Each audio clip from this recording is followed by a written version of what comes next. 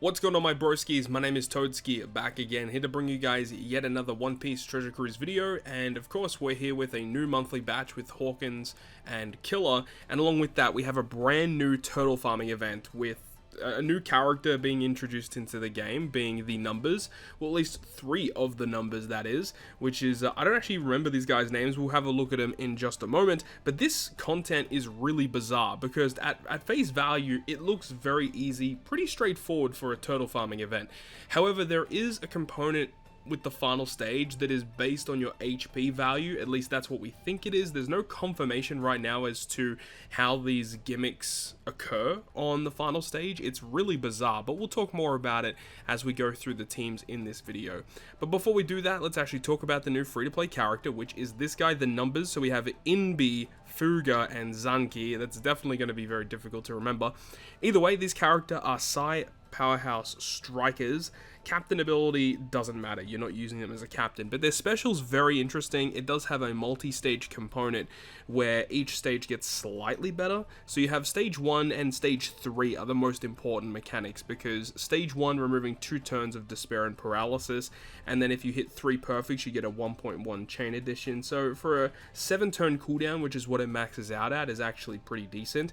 But then the stage 3 special, being able to remove despair and paralysis by 3, delaying by 1, and then if you land 2 perfects you get a 1.2 chain addition for the next turn. And then it says that if you have 61% health or more when you launch his special, then you get a 60% health cut and reduces this character's own special charge time by 7 turns. So having a pseudo double special effect to ultimately remove up to 5 turns of despair and paralysis is definitely a lot better than what you would think it would be at face value. Plus you have the additional effect of getting a chain addition buff in the following turn, and a 1.2 chain addition is nothing to scoff at, especially because this is a free-to-play character.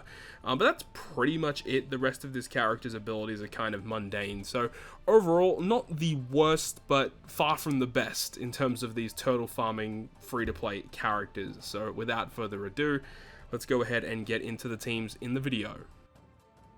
So the first team that you're seeing here is going to be using Shanks' crew as the captain. He's a really good captain and a really good crewmate for this content, specifically for stage 4, as he deals with the block slots, and he's also giving you a chain lock that you can carry over to the last stage. If you've got this stage with Drake here, he can be 2 different variations. You've got an int version or a Psy version, and you've got Shanks' crew that can deal with the special bind. Alternatively, if you use Hawkins as the friend captain, his super type will remove the special bind, but the Kizuna free-to-play Garp is very good here, as he can remove the defensive effects that can occur on this stage. So Kizuna Garp being a free-to-play unit and a very high dupe drop chance unit in this quest is a fantastic addition. But the real big problem occurs is when you get to the final stages, because based on your HP threshold, the final stage actually does 2 different variations. You have all the variations that you see in this video are going to be the easier variation, but depending on your HP thresholds, whether you be at full HP when you enter the stage or you be too low HP when you enter the stage, you will have to deal with additional gimmicks, including increased defense, rainbow shield, threshold, special bind. It's just really nasty stuff.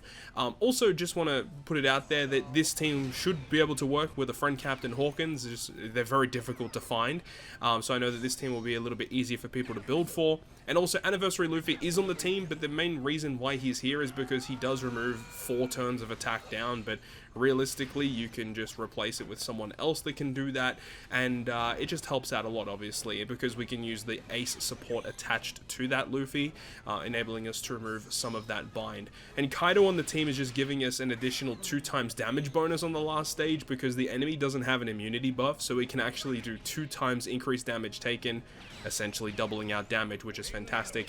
But once again, double Shanks' crew putting in that work. You can also stall for the super swap if you are so inclined in doing so.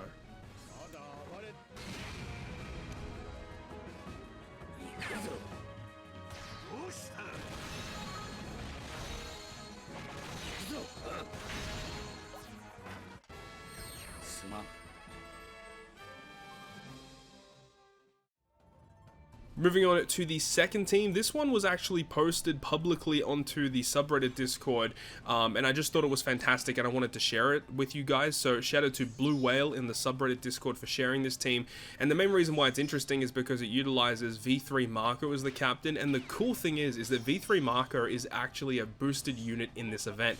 So not only do you get additional EXP for clearing it this way, but you also get a chance at additional drops as well. So once again, utilizing the two characters of the Red-Haired Pirates with their Super Evolution alongside the Kizuna Garp, both of which are technically free to play because Shanks' crew has been giving out with the current PvP season, and of course his Super Evolution skulls were recently available in the Kizuna Clash itself. So those characters should be readily available to you guys.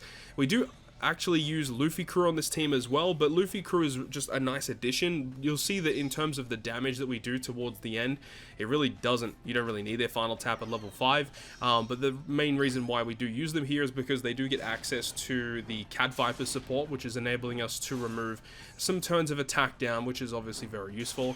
And we are using Skull and Mihal from the Worldwide Anniversary Sugo Fest, which enables us to remove the bind on this stage, as well as giving us a color affinity boost that we can carry into the last stage. But once again, because we don't really have type advantage on this team, we don't really have to worry about the color affinity at all. And of course, Hawkins as a friend captain is going to be nice. But once again, you can see we enter the final stage at around this really weird HP threshold, and then the enemy will do a health cut and then a damage bonus, and that's it. But depending on your HP threshold, the enemy will do different things. And at the recording time of this video, we still don't know exactly 100% how these gimmicks occur. If we do get updates to this, I will hopefully update you guys in the comment section of this video, just to give you guys a bit more clarity as to what you should be expecting heading into the last stage of this quest.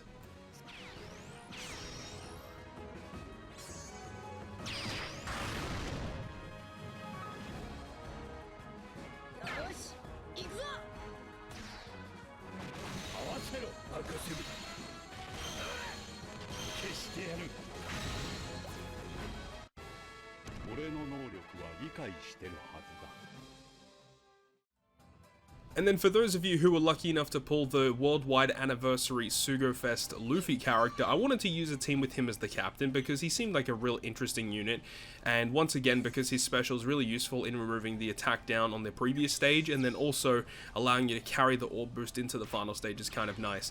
So with this team, you'll see that we do use the Hawkins super type to remove the special bind on stage 3 with the Drake, and you see on the side variation here that Drake does have the 2 turns of Rainbow Shield and the 2 turn of Blue Shield, which Garp can remove. And also, due to the fact that we have a Luffy on the crew, we can actually allow him to do the captain swap mechanic. But the main reason why Garp is also really good is because we can actually use the free-to-play Super Tandem to get a 1.3 damage bonus for our Sai and Quick characters for that turn, which is really good. And once again, Shanks' crew, their swap and special is so good, giving us a rainbow attack bonus and also removing the block slots for us. And we do use Yamato on the team as well, so that when we reach the final stage, we are enabling us to get the Wano slots. We can use her increased damage taken special as well to do additional damage to the opponent. But the Wano slot bonus plus that is just huge. And then of course, if you do end up using it, you can get her final tap as well. We do use the free-to-play character that has released in this event on this team, but they're mainly just here as another unit that can provide additional bonus drops to the crew. So I'll leave you guys with the rest of this clip, and we'll pick things up with the final team of the video, which is looking at the 30 stamina content instead.